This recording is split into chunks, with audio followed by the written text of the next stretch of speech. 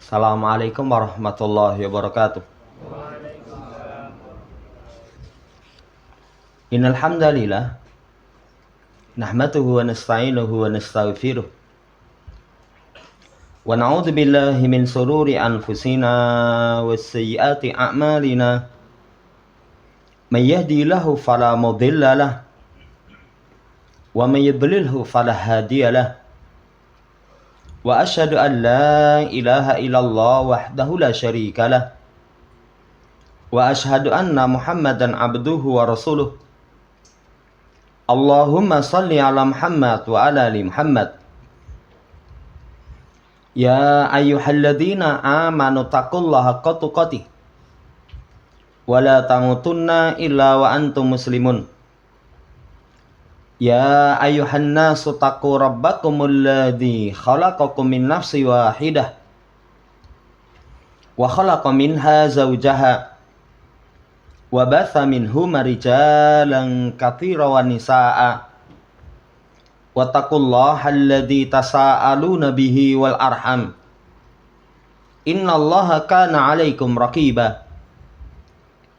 Ya ayyuhalladzina amanu taqullaha wa qulu qawlan sadida yuslih lakum a'malakum wa yaghfir lakum dhunubakum wa may yuti'illaha wa rasulahu faqad faza fawzan 'azima. Amma ba'd, fa inna ashdaqal haditsi kitabullah wa khairal hadi hadi Muhammadin sallallahu alaihi wasallam wa syarrul umuri muhdatsatuha fa inna kulla muhdatsatin bid'ah wa kulla bid'atin dhalalah wa kulla dhalalatin finnar.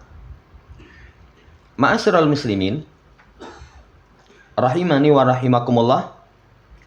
Melanjutkan pembacaan Qawaidul Qur'aniyah, kaidah-kaidah Quran berkaitan tentang pribadi dan kemasyarakatan. Masih di kaidah yang ke-20, wa may yuhinillahu fama lahu mim mukrim. Siapa yang Allah hinakan, maka enggak ada seorang pun yang bisa memuliakan. Pertemuan yang lalu kita telah baca sampai pada halaman Tasi'ah wal Isrun ba'dal mi'ah 129. Berkaitan tentang kemaksiatan yang paling besar kemarin disampaikan. Kata penulis, wa idza kana syirku billahi huwa a'dhamu suratin yudillu bihil abdu nafsahu wa yadusuha fi tarakatil hawan. Kalau syirik kepada Allah merupakan sebesar-besar bentuk yang mengantarkan seorang hamba itu menghinakan dirinya sendiri, yang menjadikan seorang hamba itu kotor, jatuh pada perkara yang sangat hina, perkara yang membinasakan. Fa inna thamata suwaron ukhra wa in kanat duna syirki. Maka di sana nanti ada bentuk yang lain. Jadi ada kemaksiatan-kemaksiatan yang lain, cuman di bawah kesyirikan. Illa anna atharaha fi hawanil abdi wadullihi dohirun bayinun. Cuman kata penulis, pengaruhnya berkaitan dengan kehinaan, kerendahan bagi hamba, itu pun juga sangat nampak. Jadi sama, kalau syirik itu mengantarkan kepada kehinaan, kepada kebinasaan, kepada kotoran. Tapi kalau maksiat yang lain, di bawahnya syirik. Di bawahnya syirik. Innahu dullul maksiyati wa hawanul abdi bisababiha. Maka sesungguhnya kehinaan kemaksiatan merupakan sebab hamba itu, ya, jadi hinanya, rendahnya hamba itu sebabnya karena kemaksiatan yang dia lakukan. kemaksiatan yang dia lakukan. Sampai situ ada 2 catatan. Catatan pertama, semua kemaksiatan itu mengantarkan hina. Mengantarkan hina. Catatan yang kedua, semua kemaksiatan paling berbahaya syirik. Makanya pertemuan yang lalu kita ingatkan jangan bosan belajar tauhid. Jangan bosan belajar akidah. Jangan bosan untuk tahu apa itu perkara kesyirikan. Karena tadi semua kemaksiatan paling mengerikan syirik. Karena semua kemaksiatan sumber kehinaan. Kalau maksiat yang paling berbahaya syirik, berarti paling hina seseorang itu sumbernya karena kesyirikan. Saudara yang saya hormati, sampai sini itu sudah kita baca di pertemuan yang lalu. Kemudian dibawakan ucapan Imam Al-Qayyim. Muwadbihan syai'an min ma'ani hadil qaidatil qur'anilatil muhkamati. Berkata Imam Al-Qayyim menjelaskan sesuatu dari makna-makna kaidah Quran yang muhkamat ini. Wa huwa yatahadatsu an syai'in min su'umil ma'asi wa athariha sayyiati. Beliau berbicara sesuatu tentang kesialan. Jadi maksiat itu sumber sial. Maksiat itu sumber sial. Nanti silahkan di banyak kitab beliau. Atau nanti satu waktu kalau kita ingin baca tentang ad-da' wa dawa. Misalkan itu Masya Allah. Jadi buku beliau luar biasa itu. Ya, pengaruh dari jeleknya kemaksiatan. Itu beliau sampaikan. Apa? Dampak kesialan dari maksiat, pengaruh jelek dari maksiat. Kata beliau wa minha. Disebutkan ini di antaranya. Annal maksiata sababun lihawanil abdi ala rabbihi wa sukutihi min ainihi. Maksiat itu sebab hinanya seorang hamba di hadapan Tuhannya. Kalau orang sudah di hadapan Allah hina, di hadapan Allah sudah hina, apa mungkin dia bisa terangkat derajatnya menjadi mulia? Tidak mungkin bisa. Tidak mungkin bisa. Kalau seorang sudah jatuh di hadapan Allah, wasukutihi min ainihi, di pandangan Allah Subhanahu wa taala jatuh, apa mungkin dia bisa angkat derajat dia? Enggak mungkin bisa. Kalau pandangan makhluk masih mungkin. Masih mungkin. Seorang laki-laki misalkan dia hina di hadapan istri, satu saat dia bisa tingkatkan kembali menjadi terhormat. Seseorang di hadapan teman hina, remeh, satu saat masih bisa. Tapi kalau sudah di hadapan penguasa alam semesta, coba betapa bahaya kemaksiatan. Betapa bahaya kemaksiatan. Hina, kemudian tidak ada nilai di hadapan Allah Subhanahu wa taala. Beliau membawakan ucapan Imam Hasan Al-Basri. Lihat kalimat yang beliau bawakan Imam Hasan Al-Basri. Hanu alaihi fa'asauhu walau azzu alaihi la'asamahum. Susunannya lihat. Hanu alaihi. Ya. Fa'asauhu walau azzu alaihi la'asamahum. Kata Imam Hasan Al-Basri, mereka pandang rendah Allah sehingga mereka maksiati. Sumber maksiat itu memandang rendah Allah Subhanahu wa taala. Kan orang maksiat nanti diterangkan oleh Imam Al-Qayyim 2 sumber pokoknya. 1, dia tidak berilmu tentang Allah dan syariatnya. Kalau dia berilmu tentang Allah, maksiati Sang Pencipta. Ya, kan kemendel itu. Mereka remehkan Allah. Mereka remehkan Allah. Mereka remehkan syariat Allah. Mereka remehkan berkaitan dengan adab Allah Subhanahu wa taala. Akhirnya mereka maksiat. Kalau mereka azzu alaihi, memuliakan Allah, sungguh Allah akan menjaga mereka. Kata Imam Hasan Al-Basri. Berarti di sini, saudara yang saya hormati, penjagaan dari maksiat, pemuliaan kepada Allah. Makanya dalam ayat wa may yu'azzim sya'airallah fa innaha min taqwal qulub. Siapa yang mengagungkan syiar Allah, itu ketakwaan hati. Kalau seorang memuliakan Allah, pernah kita mendengar maksiat itu jangan dipandang besar kecilnya, tapi lihat siapa yang kita maksiati. Kecil Allah loh. Haknya Allah. Itu nanti kita akan, oh nggak berani saya. Nggak berani. Saudara yang saya hormati, ini dampak kemaksiatan yang pertama. Itu kata Imam Al-Qayyim, mengantarkan seseorang hina, mengantarkan seseorang tidak ada nilai, mengantarkan seseorang jatuh di hadapan Allah Subhanahu wa taala. Sumbernya memandang rendah Allah, akhirnya maksiat, tidak memuliakan Allah. Kalau mau memuliakan Allah, orang nanti akan menjaga dari maksiat.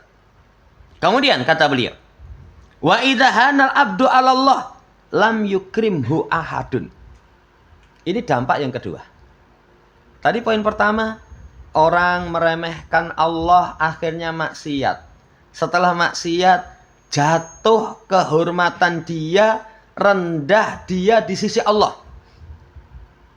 Dampak yang kedua, kalau orang sudah hina di sisi Allah Subhanahu wa taala, idza hanal abdu 'ala Allah azza wa jalla lam yukrimhu ahadun.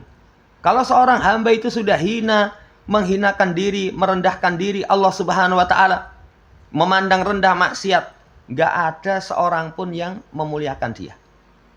Berarti penghormatan, pemuliaan orang yang tulus itu sumbernya karena seseorang memuliakan Allah Subhanahu wa taala.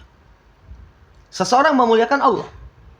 Penghinaan orang kepada seseorang, walaupun bentuk penghinaan itu nanti akan diterangkan hanya dalam hati. Kalau enggak, bahasa kita itu yen ijen. Yen ngarep itu monggo. Nggih, siap bos. Boleh munduk-munduk itu. Tapi neng buri posok. Ya, tapi di hadapan dia itu munduk-munduk. Karena ada seperti itu. Apa sumbernya? Karena dia memandang rendah Allah Subhanahu wa taala. Nanti saya akan terangkan Imam Al-Qayyim. Wa man yuhinillahu famalahu mimukrim. Wa in adamahumun nasu fid dhahir. Walaupun manusia mengagungkan mereka secara dhahir. Ya tadi kita bahasakan, nggih monggo. Ya, siap bos, ya. Itu secara dhahir. Ingat, li hajatihim ilaihim, karena ada kebutuhan. Kamu sama sana kok. Mundak-munduk, enggak nggih. Kan orang itu kalau menghormat itu sampai ngomong itu tangannya yang ngarepe gini. Jadi tangan itu gini nih, terus nutupi itunya. Ya. Saking leh ngajeni itu loh. Nggih. Mbok tanganmu biasa wae. Enggak. Dingklok gitu. Kenapa? Satu karena kebutuhan. Bukan karena dia orang yang terhormat di sisi Allah. Karena butuh, sengkora lancar yang orang ngono kuwi. Ini yang pertama. Yang kedua, khaufan min syarrihim. Kedua, karena takut dari kejelekan mereka. Lawang preman kayak gitu kok kamu monggo. Ya. Ngajeni men. Terlalu memuliakan. Wah, nanti kalau saya nggak hormati dia, rekoso nanti. Rekoso, dia itu tegelan. Keduanya khaufan min syarrihim, takut dari kejelekan mereka. Fahum fi qulubihim ahqaru syai'in wa ahwanu. Sementara mereka dalam hati-hati mereka itu sesuatu yang paling remeh. Paling hina. Kembali, kalau orang dimuliakan bukan karena kesolehan, bukan karena ketaatan, itu cuman yang dohir. Yang dohir siap, tapi dalam batin titenono engko anggere wis purnawirawan. Podo-podoe. Nanti seperti itu. Ya. Saudara yang saya hormati, kalau bukan karena ketakwaan, tapi kalau ketakwaan, Allah nanti akan menjadikan dirinya mulia. Ini ucapan Imam Al-Qayyim. Wa huwa yatahadatsu an ba'dil uqubatil ma'asi. Beliau berbicara tentang sebab hukuman kemaksiatan. Ya, ini saudara yang saya hormati, berarti sudah ada dua. Sudah ada dua. Hukuman kemaksiatan. Satu, hina, jatuh pandangannya di sisi Allah Subhanahu wa Ta'ala. Yang kedua, nanti akan dihinakan oleh semua. Oleh makhluk semua menghinakan dirinya. Oleh makhluk semua akan menghinakan dirinya. Kalau ada makhluk yang mengagungkan dirinya, pendorongnya cuma dua tadi. Satu karena duwe butuh. Satu karena duwe butuh. Yang keduanya karena takut dari kejelekannya. Setelah itu, an yarfa'allahu azza wa jalla mahabatahu min qulubil halqi. Ini masih rincian poin yang kedua. Allah angkat kehebatan dia pada hati makhluk. Sudah makhluk itu nggak ada penghormatan sama sekali. Nggak ada penghormatan sama sekali. Jangankan jenis manusia, jenis binatang pun sampai begitu kok. Jenis binatang pun sampai begitu. Saking kurang ajare, sombong, melakukan dangak-dangak. Tahu-tahu no manuk nelek itu ya pas itu. Plek. Waduh. Coba.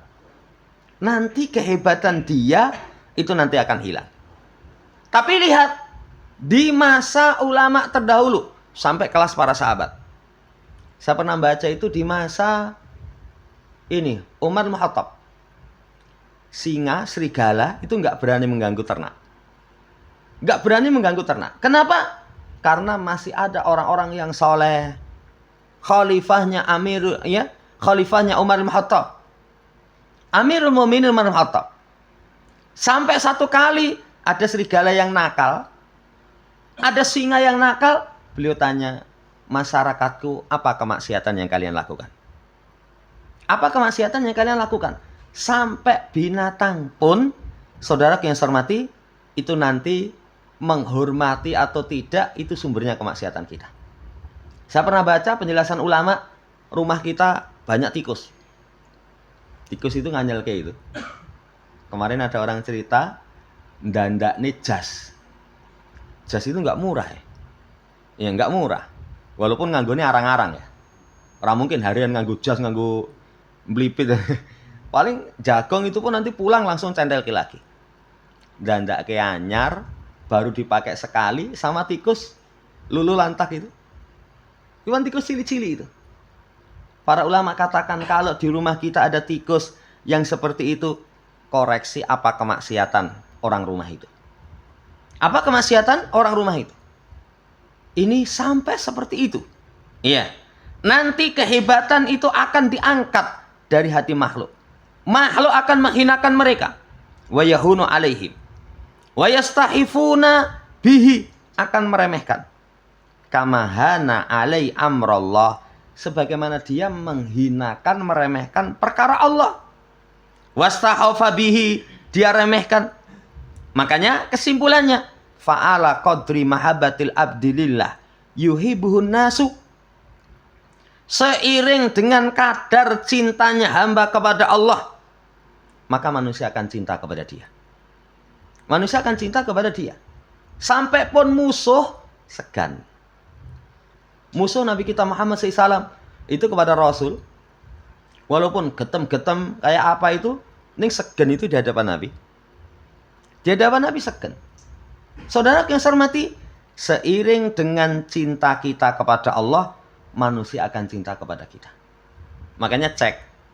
Kalau orang sama kita kok anyel, ya, senantiasa dibenci, musuh-musuh pun nggak ada penghormatan kepada kita, barangkali tingkatan cinta kita kepada Allah kurang. Ini kesimpulan kata Imam Qayyim. Wa ala qadri khaifihi minallah yakhafuhun nasu. Seukuran dengan takutnya dia kepada Allah, manusia akan takut kepada dirinya. Manusia akan takut kepada dirinya. Kalau orang nggak takut sama kita, kan ada kadang itu kita itu nggak ditakuti. Sampai wis orang berani ngenyek, nyepelekan. Barangkali rasa takut kita kepada Allah juga kurang. Demikian pula Wa ala qadri ta'dimihillahu wa hurmatihi yu'addimun nasu hurmatihi. Seukuran pengagungannya kepada Allah, kepada syariat-syariatnya, maka manusia akan mengagungkan kehormatan dia. Akan mengagungkan kehormatan dia. Wah, rapa enak saya. Pakai banget. Pakai banget.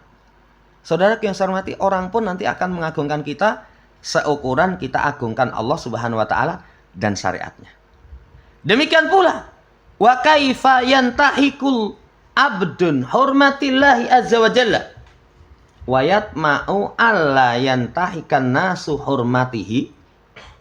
Kata Syekh, kata Imam Al-Qayyim, kalau misalkan seseorang itu melanggar kemuliaan-kemuliaan Allah, kemudian dia sangat ingin agar manusia tidak tidak melanggar kehormatan dia, nggak mungkin.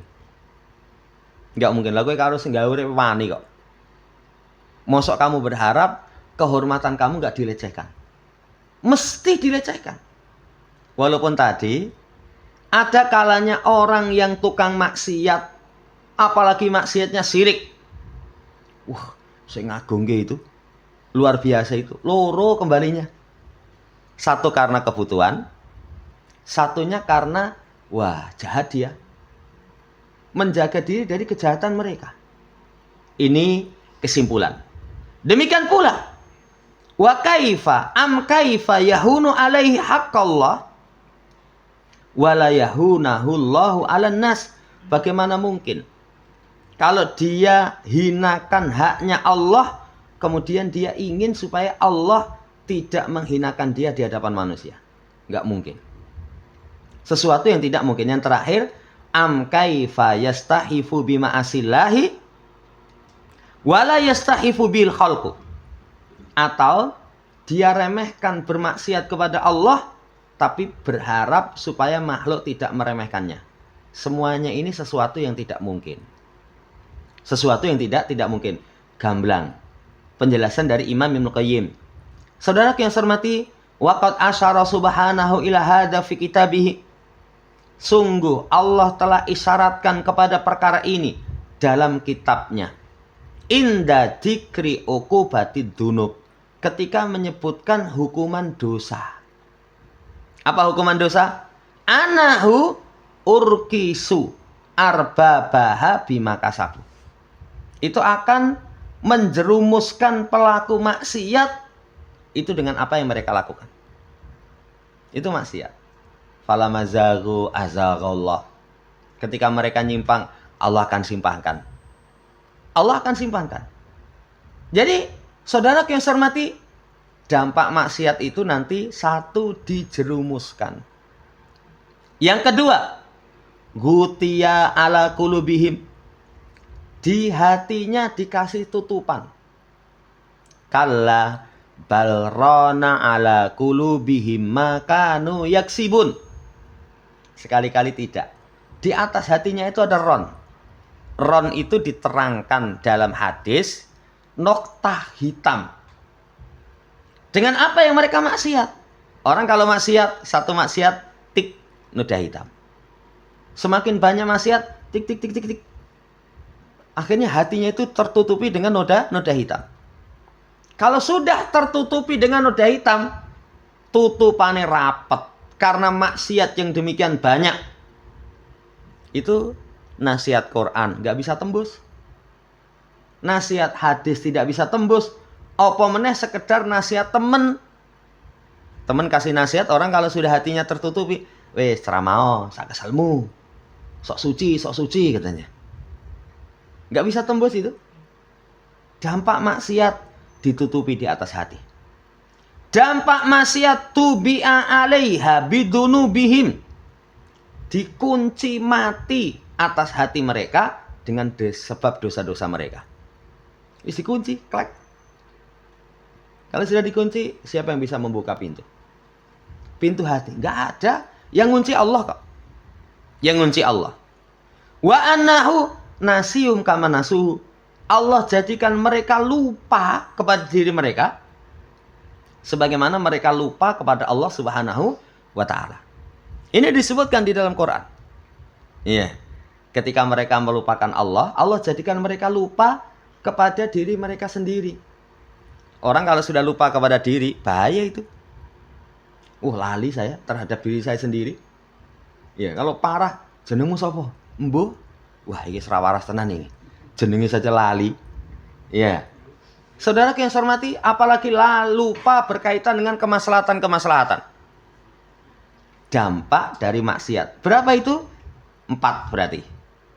Yang kelima, ahanahum kama ahanu dinah. Allah akan hinakan mereka sebagaimana mereka menghinakan agama Allah. Yang kelima. Yang keenam, doya'ahum kama doya'u amrah. Allah akan sia-siakan mereka sebagaimana mereka mensia-siakan perkara Allah Subhanahu wa ta'ala. Urusan Allah. Wis, pol-polan ya. Kerusakan maksiat itu luar biasa. Kesimpulannya kalau dalam Al-Quran 1, 2, 3, 4, 5, 6. Terjerumus, hatinya ditutupi, dikunci mati, lupa kepada diri, kemudian Allah hinakan, urusannya Allah sia-siakan. Urusannya Allah sia-siakan. Makanya kembali lagi di dalam ayat fi ayati sujudil makhluqat, berkaitan dengan sujudnya makhluk, famay yuhinillahu famalahu mimukrim. Siapa yang Allah hinakan, nggak ada orang yang bisa memuliakan. Fa innahum lamahanu alaihim as-sujudu lahum. Maka sesungguhnya mereka, ketika mereka hina atas mereka sujud kepada Allah, sujud diremehkan. Pertemuan yang lalu disampaikan, setelah tauhid, perbuatan ibadah yang paling pokok sholat. Sholat itu sujud. Sujud kepada Allah Subhanahu wa ta'ala. Itu paling pokok. Ya.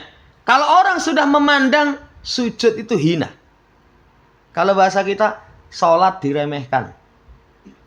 Kalau orang sholat sudah diremehkan, apa dampaknya? 1, sifat munafik. Kedua, generasi yang buruk. Generasi yang buruk. Ketiga, diterangkan di dalam ayat fawailul lil musallin alladzina hum an salatihim sahun alladzina hum yuraun wa yamnaunal maut. Dampak seseorang meremehkan salat. 2 itu. 1, wel. Wel itu pernah kita sampaikan. 1, celaka, binasa. Kedua, neraka. Ketiga, lembah paling dalam di jahanam. Berarti orang kalau sudah meremehkan sholat, celaka, neraka, lembah paling dalam di jahanam.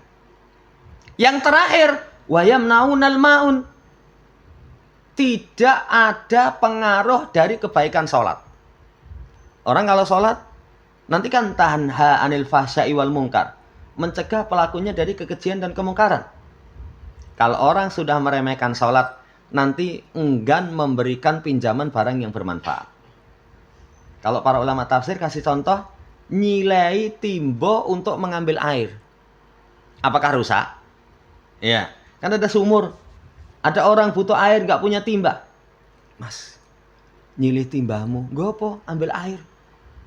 Itu kalau orang sholatnya tidak mau sujud kepada Allah, tidak baik, dia hinakan sujud kepada Allah. Engkau embere teles. Embere teles. Padahal cuma teles itu. Cuma teles. Jangan harap kalau kasih pinjaman yang bermanfaat tidak rusak saja nggak boleh, apa meneh kok diwehne. Timbane PN. Banyune tak cidukne sisan. Iya, lah daendi tak jokne sisan. Tak terkene ngomahmu. Nggak mungkin ini. Saudara yang saya hormati, dampaknya seperti itu. Fastahafu bihi walam yaf'aluhu. Mereka remehkan, mereka tidak mau melakukan. Ahanahum falam yakun lahum mimukrim ba'da an ahanahum. Mereka remehkan, maka nggak ada seorang pun yang bisa memuliakan setelah Allah remehkan mereka. Faman da yukrimu man ahanallah Au yuhin man akram. Siapa yang bisa memuliakan orang yang Allah hinakan? Atau siapa yang bisa menghinakan orang yang Allah muliakan? Orang itu kalau Allah muliakan, walaupun mungkin kepala itu sudah diinjak, ya, sama kaki dia. Ya, orang kan kadang kalau bentuk penghinaan itu, wis sirai itu gini, sikile yang dure itu nganggo sepatu, tusuk-usuk itu. Ya, wah orang kajen. Siapa bilang? Kalau dia orang yang soleh didolimi seperti itu, suruh misalkan melakukan kekufuran, nggak bisa. Nggak akan ada orang yang bisa menghinakan seseorang yang Allah muliakan. Saudara yang saya hormati, ini pembahasan luas tadi. Pembahasan luas dari poin yang awal tadi. Masih seputar penjelasan dari Imam Ibnu Qayyim. Setelah itu sekarang, apa hukuman kemaksiatan yang lain? Wa min uqubatiha, di antara hukumannya itu annaha taslubu sahibaha asma al-madhi wasarafi, akan dirampas dari pemiliknya nama pujian dan kemuliaan. Jenenge terkenal elek. Sapa to? Kena anu kae lho sing gaene mendem kae lho. Gelarane gaene mendem itu bukan. Sapa to? Alalah, masih sing ngomongane halus kae lho. Bukan itu. Gelaran-gelaran pujian-pujian kemuliaan itu hilang. Itu hilang. Orang kalau dikenal jelek, sapa sing mati ndenge? Gena sing gane nyolong manuk kae mati nuk. Misalkan. Saudara yang saya hormati, enggak ada kemuliaan dikenal dengan nama-nama yang jelek. Wa taksuhu asma ad-dami wasighar. Kemudian dipakaikan nama-nama dam, celaan dan kerendahan. Ya, celaan dan kerendahan. Nama itu, gelar itu kan dari sisi Allah Subhanahu wa taala. Nanti orang namanya buruk, rendah. Fataslubu ismal mu'min wal bir wal muhsin wal muttaqi wal muti. Maka hilang dari nama yang mulia, mukmin. Bukan mukmin, sapa kafir? Sudah hina. Bukan bir, orang yang baik. Ya. Orang yang bar, orang yang baik. Bukan. Tapi orang yang jelek. Bukan muhsin, orang yang berbuat baik tapi musik. Bukan muttaqi, bukan orang yang bertakwa, bukan orang yang taat. Tapi taksuhu ismal fajir. Nanti Allah akan pakaikan kepada dia nama kefajiran. Padahal nama paling buruk itu nama-nama kefasikan, kefajiran. Ma'asi, wal muhallif, wal musik. Gelarannya saja nanti di dunia, siapa tahu ki? Wong kafir no. Wong kafir. Siapa tahu itu? Kuburiyun. Siapa itu? Ahli bid'ah. Julukan-julukan jelek itu. Siapa itu? Fasik wongi. Orangnya orang yang fasik. Coba mendapatkan gelaran-gelaran yang tidak baik. Walaupun mungkin nama aslinya jenenge sapa? Soleh. Ya, jenenge sapa? Muhammad.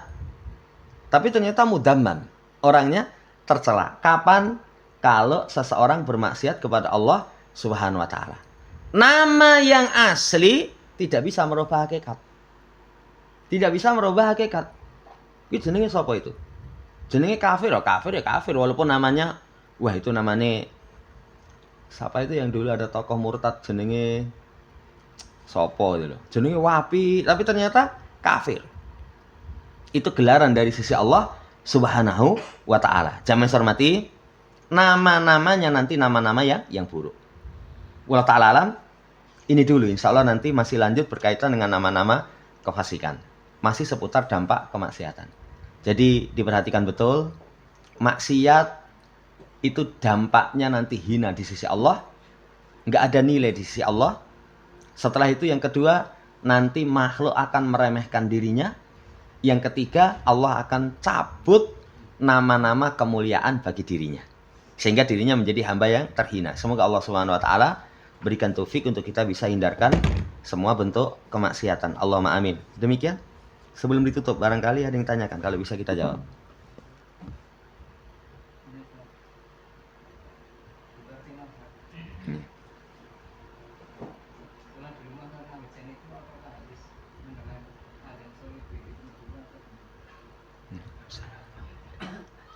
Jadi sepengetahuan kami walau ta'ala alam, kalau hujan kemudian membasahi, ya, nanti mendatangkan kesulitan, itu rukhsah untuk tidak jamaah ke masjid.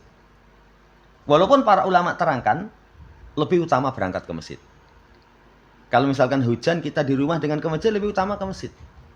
Dalilnya Rasulullah SAW pernah sholat jamaah sampai dahi beliau itu terkena lumpur. Kan kalau Masjid Nabawi itu bagian belakang nggak ada atapnya.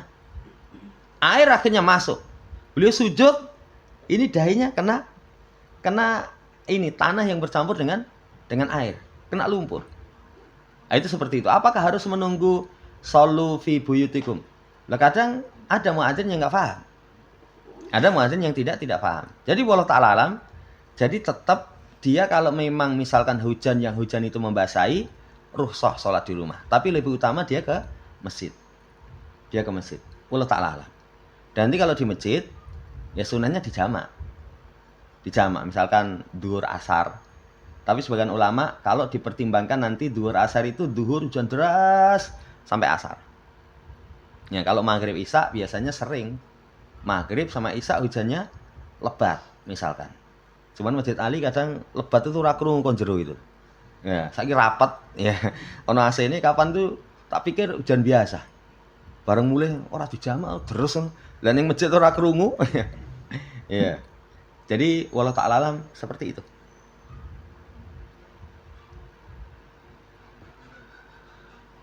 Yang lain?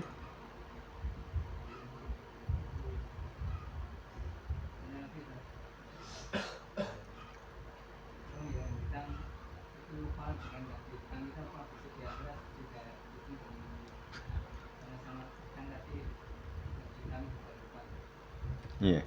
Jadi utang itu sampai akhirat nanti di bawah. Kalau yang ngutangi lupa, itu kita jangan seneng. Saya utang sama kamu misalkan, kemudian kamu itu lupa sama utang saya. Loh ada loh orang seperti itu. Kemudian, alhamdulillah wis lali utangnya. Lah itu di akhirat kita akan bayar. Kita akan bayar. Kalau kita lupa, kita pun juga di akhirat nanti akan dibayar. Akan dibayar. Ya. Makanya utang itu dicatat. Makanya utang itu amanah. Makanya utang itu ada saksi. Ada saksi. Ya. Tapi kalau kita betul-betul lupa, bagaimana? Perbanyak sedekah. Perbanyak sedekah supaya nanti apa yang kita utang sama orang itu nanti pahala dari sedekah kita bisa bayarkan kepada mereka. Wallahu ta'ala alam. Ya, walaupun nanti kalau kaidah umum memang lupa itu tidak berdosa. Jadi beda tingkatannya, misalkan orang mati punya utang sengaja tidak bayar dengan orang yang terlupa. Tingkatan dosanya berbeda, tapi di akhirat utang itu tetap ada urusan. Tetap ada urusan. Wallahu ta'ala alam. Dan terakhir kalau berkaitan dengan utang, itu usahakan jangan membiasakan utang. Saya kemarin kumpulkan tentang sebab ketenangan dan ketentraman. Ternyata orang bahagia itu kuncinya cuma 2. Ibadah. Yang kedua, memperhatikan hal-hal yang mengganggu ketenangan pikiran dia. Apa sebab yang mengganggu ketenangan pikiran? Salah satunya utang. Salah satunya utang. Saya nemukan banyak sekali orang itu curhat. Masalah yang dihadapi ternyata utang. Sampai kemarin ada orang itu dia kerja di satu perusahaan bagian penjualan, tapi online itu orang mandeng sebenarnya terus dapat hasil. Tapi kenapa kok dia katakan kok saya ini kurang cukup itu? Ya saya kasih contoh, barangkali orang kurang cukup itu dia dalam mengatur keuangan tidak sesuai dengan apa yang Allah Subhanahu wa taala berikan. Kan seseorang ngatur keuangan itu kalau pengen bahagia, al-qasdu fil ghina wal faqr. Sederhana. Pintar memanage keuangan. Nah ternyata enggak. Begitu penjualan naik, langsung ngedukke motor anyar. Ya, ngedukke, tuku mau rumah baru. Sampai orang, wah kamu jos ini. penjualan naik terus itu. Iya, akhirnya tuku omah ya, ngeduke motor anyar. Ya, tapi ternyata semuanya itu tidak cash. Dengan sistem utang. Loh, namanya orang jualan itu ada kalanya naik, ada kalanya sepi, itu orang jualan itu biasa. Ya, jangan harap kok adol itu rame terus itu. Kalau kata bakul, kalau orang jualan makanan rame terus itu biasanya nganggo sihir. Kalau yang jualan yang biasa-biasa, itu kadang rame ngantek kesel. Ya, buka jam 5, jam 09 wis entek. Jam 5 sore, jam 9 malam sudah habis. Tapi ada kalanya itu buka jam 5 itu domblong sampai jam setengah rolas. Bareng setengah rolas itu sungut-sungut gitu. Ya, karo nesu-nesu karyawane, ayo tutup bae, dodol, bosok ngene. Itu tiba-tiba ana 3 mobil mandek. Entek semua itu. Walaupun bareng entek, jenenge wong ya, sambat meneh. Mbok mau timbang ngene iki rekoso mbok awak teko mau langsung entek ngene. Oh iki piye? Iya. Jadi jangan terbiasa untuk utang. Utang itu berat. Utang itu untuk berat. Pokoknya wis ya hidup sesuai dengan dunia kita. Hidup sesuai dengan dunia. Kalau bahasa orang itu maksudnya hiduplah dalam duniamu. Ya, kalau memang kita hidupnya kelas ini lagi warung apa itu? Tegal. Warteg lah. Ojo moksa neng restoran. Neng restoran baru muangan puas dipoto di video. Iya. Pas tanggal 5 bar belanjan gitu loh. Tanggal 10 aduh entek gitu loh. Ya wes, setelan videomu terus gitu. Ya. Yeah. Bahagia dengan itu. Itu hati-hati dengan utang. Wallahu ta'ala alam. Apa enggak? Itu kalau yang menghutangi itu sebetulnya ingat dia itu utang. Tapi enggak mau nagih juga. Kena dosa juga enggak? Jadi yang ngutangi nggak mau nagih? Iya. Karena mungkin rasa kecewa atau nggak enak. Iya. Jadi begini, kalau kita ngutangi, perintah dalam syariat itu kasih kelonggaran. Kasih kelonggaran itu kita tidak nagih. Itu bentuk kasih kelonggaran. Tapi orang yang berutang jangan husnudon. Kan kadang orang utang, urung butuh, urung ditagih kok. Iya, itu orang itu kalau kepeka itu misalkan delok status Juli lur. Iya. Juli itu kan biasanya pendaftaran anak sekolah kayak gitu. Tanggal 6 SPP ini itu sebenarnya nagih itu. Itu kalau orang peka. Tapi kadang orang nggak amanah. Jadi utang itu kalau nggak diminta nggak. Lawang orang kadang minta aja malah izin. Jadi nagih utang itu kadang malah malu. Kadang malah malu. Saya ada pelajaran itu dari seseorang. Sampai sekarang saya usaha terapkan. Jadi orang itu ngomong, dia mampu. Tapi kalau dipinjami, dia akan kasih sesuai dengan apa yang hati dia longgar. Nyun pangapunten. Kalau wong Jawa kan biasanya mau utang itu sepindah silaturahmi nomor kali. Kakean ya. Ngarang apa utang ya. Mau utang. Itu biasanya minta pinjaman 10 juta. 10 juta. Kalau longgar kita cuma 2 juta, sampaikan.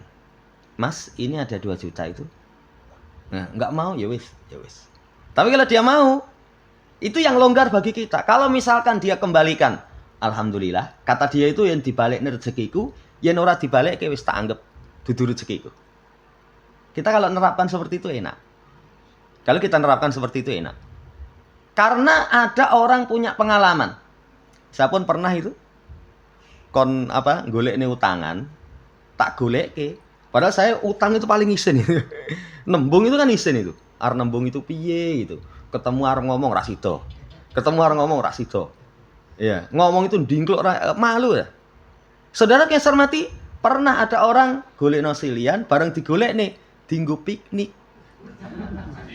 Coba. Kita direwangi ngisin gitu ya. Tapi dia dinggo piknik itu. Tinggal piknik. Ya, itu seperti itu. Jadi hati-hati. Kalau orang misalkan kita yang berutang dan disaur, itu amanah kok. Makanya pernah kita sampaikan, seseorang itu diketahui kesolehan dan tidak.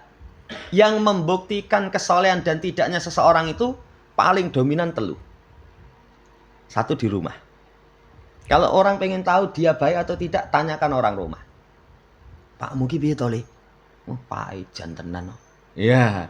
Itu kalau aneh sudah ngomong jantenan itu berarti kurang baik kita. Tapi kalau oh Pak, Masya Allah, itu alamat baik. Kedua, safar. Safar itu menyingkap pribadi seseorang. Seseorang itu diketahui baik dan tidaknya safar, nanti disingkap. Yang safar itu pelit cetil, tidak mau saling tolong menolong. Koncone aduh astagfirullah, tanggo keri. Wah, ngelak banget itu. Dia padahal punya minuman, tapi tok turu neng jok gitu. Iya. Itu wis tok turu. Padahal kalau dia orang baik, umbenen sih. Nanti beli lagi. Iya. Itu safar. Yang ketiga, urusan uang. Urusan uang. Orang kalau pengen tahu seseorang amanah dan tidak, deloken urusan duit. Kalau urusan duit sekali, 2 kali, wah seperti ini, sumben aja neh. Itu sudah cukup. Lu tapi dia itu misalnya jenggote dawa misalnya bathuke gosong, ora gur bathuke sawak sitok gosong. Itu bukan tolok ukur. Bukan tolok ukur. Nanti lihat amanah berkaitan dengan uang. Saya kasih contoh. Dulu itu ada di pesantren. Seorang ustadz yang memang kondisinya luar biasa. Jadi ujian itu datang silih berganti. Sakit ini dan itu terus gitu. Ya. Sampai akhirnya pinjam sana, pinjam sini ditulis. Sampai akhirnya beliau ini keluar dari pondok itu pindah ke tempat yang lain. Karena ada tempat yang memang lebih membutuhkan dirinya. Dia sampaikan sing diutangi itu didatangi. Saya dulu utang kamu tanggal sekian, ini belum saya bisa bayar. Tapi nanti insya Allah saya akan bayar. Ya, ada orang sing ra tegel, ya wis anggap lunas saja. Iya. Tapi memang kondisinya betul. Orang kok utangku kemarin tuh belum saya bisa bayar. Ning bar tuku mobil misalkan Alphard gitu. Lah utang mbok bayar tuku mobil anyar. Iya, jadi wallahu ta'ala alam. Kalau kita berhutang amanah, ini banyak sekali. Itu menyingkap kepribadian seseorang itu urusan utang. Makanya kalau kita punya utang belum mampu, sampaikan aja. Sampaikan, saya belum mampu. Saya belum mampu. Ora kok urung mampu malah nomornya diblokir. Iya, lu kadang-kadang kan kayak gitu ya. Di WA itu malah gur dibuka tok ora dibales. Ora dibales. Iya, ono sing kadang kalimatnya itu alah desemono, aku yang utang semono no. Berarti kan itu ada nilainya. Ada nilainya. Allah Ta'ala. Jadi kita yang berutang wajib. Dan kita yang ngutangi itu kalau punya hak kita mau tagih itu hak kita. Itu hak kita. Kalau tagih tegas aja. Tolong bayar ini, penting ini. Ya, karena kita ngutangi. Kita ngutangi. Ya. Allah Ta'ala. Cukup. Itu yang bisa kita sampaikan, kurang lebih nyaman dimaafkan. Subhanakallahumma rabbana bihamdika asyhadu an la ilaha illa anta astaghfiruka wa atubu ilaik. Assalamualaikum warahmatullahi wabarakatuh. Waalaikumsalam.